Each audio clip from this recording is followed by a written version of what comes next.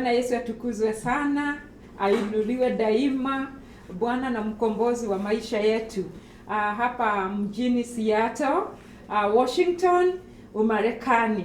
Na mimi kwa majina yangu ni mtumishi wa Mungu, dada yenu ambaye naitwa Reverend Margaret ama Maggie Kings ukitaka.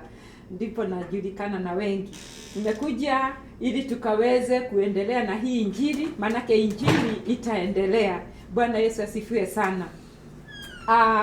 Nataka tunene kidogo kuhusu imani. Jina la Bwana litukuzwe. Wanaomjua Mungu wao wanaweka imani yao dhahiri kwake. Kwa sababu unapomjua Mungu, Biblia inasema hivi that wanaomjua Mungu ni lazima waamini ya kwamba Mungu yuko. Wacha nisome hilo neno kwa Kiswahili kwa sababu linakuja kwangu katika version nyingine, lakini na ninaendelea tu kwa maana tumekwisha ombewa na tumekwisha tayarisha mambo ya kipindi hiki na zile dakika chache ambazo Mungu ametupa. Kanisa letu liko hapa Federal Way. Wale ambao mko katika mji huu, tafadhali karibuni sana, njooni mkaabudu nasi. Tunawapenda sana na Yesu Kristo pia awapenda. Ndiposa amepeana mahali ili tukaweza kukusanyika, tukaweza kufanya ibada ya pamoja kama wana wa Mungu na kuhimizana, kutiana nguvu na kuinuana. Bwana Yesu akubariki sana unapofikiria mawazia kuja. Nataka tusome neno katika kitabu cha Waebrania, nayo tutasoma Waebrania 10 na 12. No, 11 tafadhali, samahani. Na nataka tusome 11 na mstari ni wa 6. Biblia yasema hivi: lakini pasipo imani haiwezekani kumpendeza. Kwa maana mtu amwendeaye Mungu ni lazima aamini kwamba yeye yuko, na kwamba huwapa thawabu wale wamtafutao. Haleluya. Kwa imani Nuhu akiisha kuonywa na Mungu, tunaendelea katika hili tumesoma ya kwanza kabla tuende kwa watu binafsi ambao walimwendea Mungu kwa imani, ama ambao walifanyisha imani yao kazi, nao kwa sababu ya kuonyeshana imani, Mungu akatenda mambo katika maisha yao, na wametajwa hapa katika Biblia, na ni wengi kweli ambao waliweza kumwamini Mungu na wakachukua hatua ya imani na wakatenda kulingana na vile walivyosikia kutoka kwa Mungu alipowaagiza ama Mungu alipowanenea. Bwana Yesu asifiwe sana. Hapo tumesoma katika mstari wa 6 ya kwamba pasipo imani hatuwezi tukampendeza Mungu. Can you imagine that wewe unaweza sema wewe ni Mkristo, wewe ni mfuasi wa Yesu, wewe ni wa kanisa fulani ama ni muaminio wa kanisa, lakini kama hauna imani hauwezi ukampendeza Mungu. Hapo juu tunaambiwa imani ni nini na what faith is and what faith is not. Manake imani sio mambo ambayo inaonekana, mambo ambayo unaweza kuguza, mambo unaweza kuona na macho ama kuguza. La, imani ni kuamini mambo ambayo hayako, uamini ni kama yako. For example, sisi wote tunaamini katika hewa. Kwa sababu ya kwamba kuna hewa huwa tunapumua. Wakati napumua na nje hivi, ninaamini ya kwamba nimepumua hewa, lakini siwezi kuiguza na siwezi kuiona. Na ujue ni lazima ukaamini ya kwamba hewa iko. Leo hii ukakosa hewa, oh my goodness, uanze kusema I can't breathe. Wewe na mauti mnakaribiana hivi, kwa sababu hewa ambayo iko ndio inatupatia nini? Inatupatia uhai.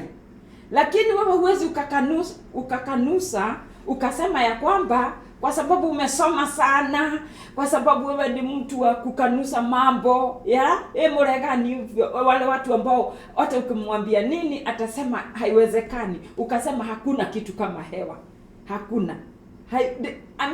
Utakuwa unajidanganya. So tunaambiwa kwamba anayemjia Mungu ni lazima akaamini ya kwamba Mungu yuko, kwa sababu pasipo imani hakuwezi kumpendeza Mungu.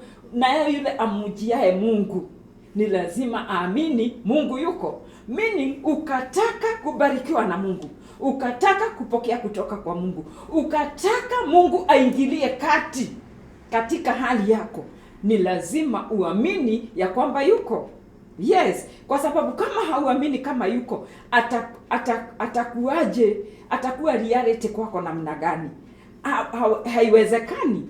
So na hawezi ukampendeza, na kwa hivyo hata kukujia, hata fanya hakuna jambo litatendeka kwako. Lakini pia nataka kukuambia ya kwamba hiyo itakuwa ni udanganyifu, kwa sababu ni kama vile tunaweza sema, like the example that I've just given, ati tuseme hakuna hewa. Si ni udanganyifu, wapendwa? Kwa hivyo hata kuamini ya kwamba Mungu yuko nama hayuko, kama sasa kuna watu wanaamini ya kwamba hakuna Mungu, wanasema siamini katika Mungu. Unamuuliza unaamini nini? Siamini kitu. Hiyo ni uongo. Manake nataka kama ningekuwa na nafasi ningekuonyesha katika maandiko ya kwamba mwanadamu venye ameumbwa akiwa na hisia za kuabudu. Manake ameumbwa kuna mwili na kuna roho na nafsi. Yes, ambayo kuna the spiritual man, the inner man, mwenye ni wa roho, na huyu wa roho ni wa kuabudu. Wacha nikwambie, so kama hauabudu Mungu, ni lazima kuwe kuna jambo unaabudu. Manake hivyo ndivyo ilivyo. And you know what? Mungu ni Mungu wa mpangilio. Alipoumba mbingu na dunia, akaweka kila kitu katika mpangilio wake. Aliweka kwa mpango. Mungu ni Mungu wa mipango. And he created order in his universe. Amen. Ukaangalia maji inaweza tu kukua sawa ikiwa baharini, ikiwa pamoja hivyo. Manake ukaweka maji kwa mlima, uiache hapo, ni kuteremka itateremka. Samaki anaweza tu kukua hai akiwa katika maji. Nyota na mwezi na vitu vyote vya anga zinanawiri, zina prosper zikiwa katika space mahali Mungu ameziweka. Yaani kila kitu Mungu alichokiumba akakiweka mahali anataka kiwe. Hapo ndio anataka iwe. Mungu ndiye mwanzilishi wa ndoa. Akasema ni ya mwanamume na mwanamke ndio watakuja pamoja, waache wazazi na waje pamoja, na wakiwa pamoja wabarikiwa na uzazi wa tumbo lao, na waanze kizazi chenye kubarikiwa. Yaani kila kitu ukiangalia, alipoumba hata wanyama akaumba wa kike na wa kiume. Hizi ni mambo za uumbaji wa Mungu ambayo hakuna mtu, hata usome vipi, hata ukapata madigrii aina gani, huwezi ukakanusha, hauwezi ukabadilisha. Bwana Yesu asifiwe sana. Kwa hivyo imani, utakapoamini Mungu na useme Mungu yuko, basi maandiko inasema aje? Kwa maana mtu amwendeaye Mungu ni lazima aamini kwamba yeye yuko, na kwamba huwapa thawabu wale wamtafutao. Amen. That wanaomtafuta, those who seek him. Because number one, ukiamini ya kwamba Mungu yuko, na kuna jambo niko nalo, kuna hitaji niko nalo, na yeye ndiye aliyeniumba. Kwa sababu kuamini ni kuamini uumbaji wake, ni kuamini uwezo wake, ni kuamini jinsi yeye alivyo, ya kwamba yeye ni Mungu na mimi ni kiumbe. Yeye ni muumbaji, mimi ni kiumbe. Utakapoamini hivyo, basi utajiweka katika hali ya udhaifu ule wewe uko, ujiweke mahali pako na uweke Mungu pahali pa juu. Utakapomweka pahali pa juu, utaweza kumwendea kwa sababu ya lolote, na Biblia inasema hivi ya kwamba huwapa thawabu wale wamtafutao. Kwa nini tunaomba wapendo? Ni kwa sababu ya imani.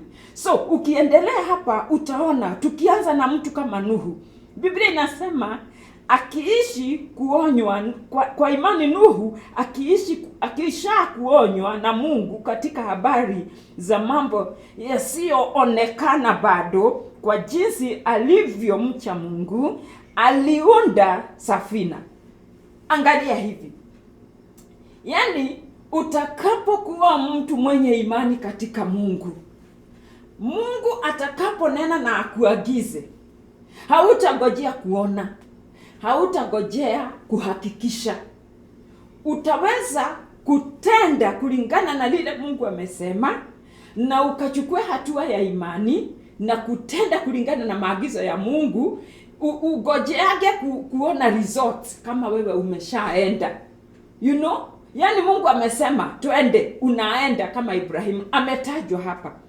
Hii ni mahali ambao mashujaa wote wa imani wametajwa. Wanaomjua Mungu wao, wanaomjua Mungu wao. Siku ya leo nimekuja kuongea na wanaomjua Mungu na wanao imani kwa Mungu, na ninataka kusema hivi, wale wamjuao Mungu wao wanakuwa hodari katika kumtafuta. Wale wanaomjua Mungu wao wanakuwa wajasiri katika kukiri imani yao. Bwana Yesu asifiwe sana. Wale wanaomjua Mungu wao hawatingizwi na mambo yoyote ile.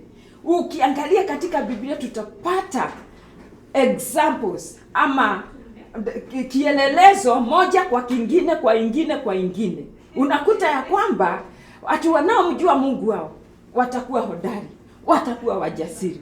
Na ukiangalia kama especially ukiangalia katika neno ya ujasiri, tunaona mtumishi wa Mungu Stefano aliambiwa, kama alipokuwa akinena neno, akaambiwa ya kwamba atapigwa na mawe, lakini kwa ujasiri yeye akaendelea kunena neno la Mungu na ujasiri mwingi sana, na wakachukua mawe wakampiga na akafa kwa sababu ya imani.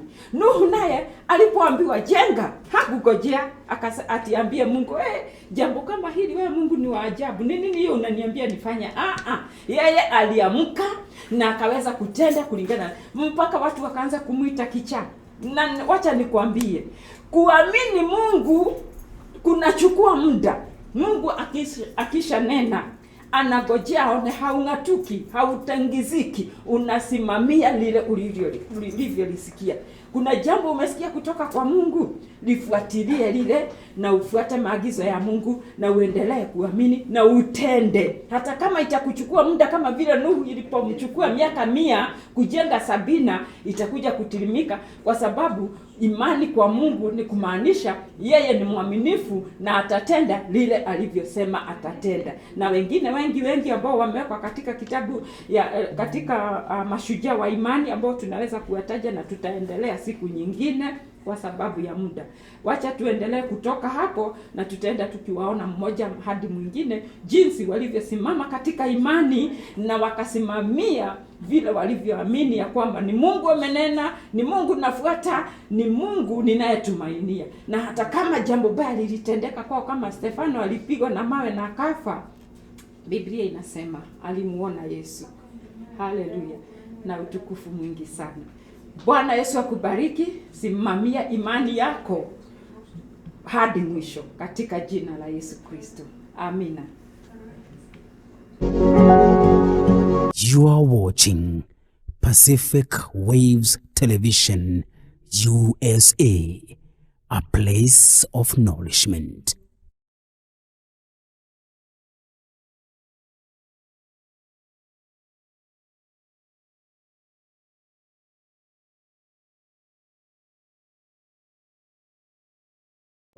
The easiest and most convenient way to send money from UK, EU, US, Canada, and UAE to Africa, Asia, the Caribbean, and Latin America at a great rate with fast transfers to mobile money wallets on popular networks. Use TapTapSend, the best app to send money from your smartphone anytime. We are giving you an extra $20 bonus for sending any amount above $50 on your first transfer. Then use the promo code KiariPrestige to claim the bonus. You can send directly to recipient's bank account or M-Pesa number. Join thousands of people worldwide who use TapTapSend app. It's simple. Tap tap and send. Our NMLS ID is 2108069. 2108069. First things first. Go to App Store or Play Store and download TapTapSend money transfer app, and you are ready to go. Remember to use the promo code KiariPrestige to demand your bonus. TapTapSend. Easy, simple, and fast.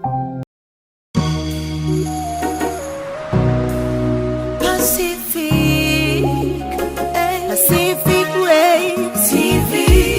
Nenyuge na neta Shiaraya Pacific Mshewa ikeno Pacific Waves Radio. Ayage makaro merera Pacific Waves TV. Wokone Pacific Waves TV.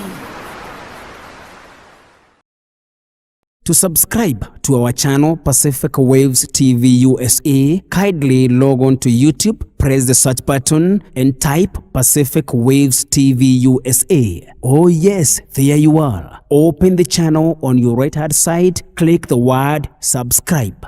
Definitely you will have subscribed to our channel. Then click the bell right after the word subscribe. You will always be notified every time we upload a new video. Thank you.